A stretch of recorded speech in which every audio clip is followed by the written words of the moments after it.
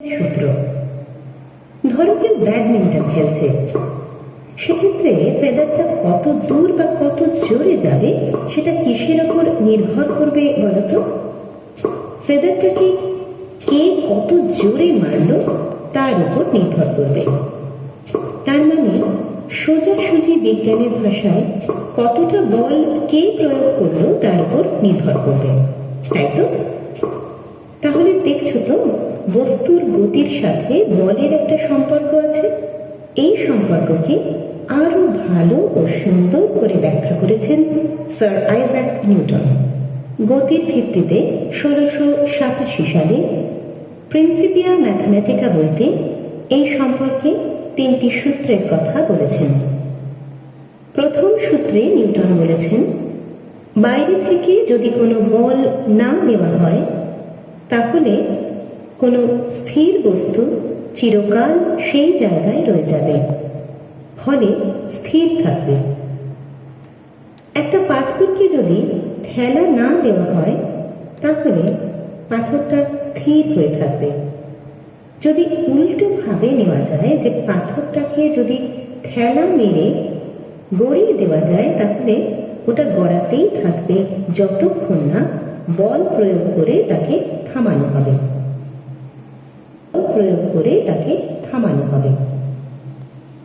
Newton তার দ্বিতীয় গতিসূত্রে বলেছেন, কোনো বস্তুর ওপর প্রয়োগ করা বল যত জোরালো হবে প্রতি সেকেন্ডে ওই বস্তুর বেগের পরিবর্তন মানে ত্বরণও তত বেশি হবে। বল দ্বিগুণ হলে ওই বলে উৎপন্ন ত্বরণও দ্বিগুণ হবে।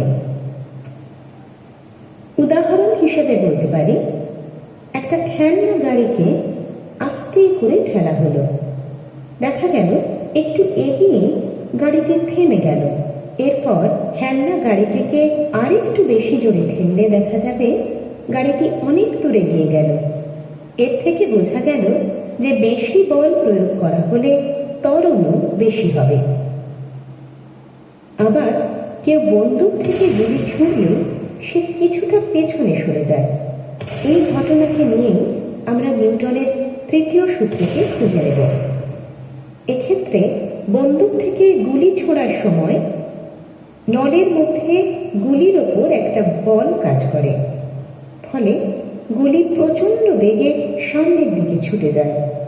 সঙ্গে সঙ্গে গুলিটিও বন্দুকটির ওপর সমান অথচ বিপরীতমুখী প্রতিক্রিয়া বল প্রয়োগ করে, যা বন্দুকটিকে পিছনের দিকে ধাক্কা দেয়।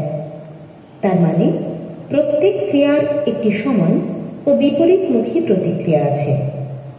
তবে ক্রিয়া এবং প্রতিক্রিয়া সবসময় দুটো আলাদা আলাদা প্রয়োগ বিন্দুর ওপর প্রযুক্ত হতে হবে। একই জায়গায় যদি সমান ও বিপরীতমুখী প্রতিক্রিয়া কাজ করে তাহলে কোনো পরিবর্তনই হবে না।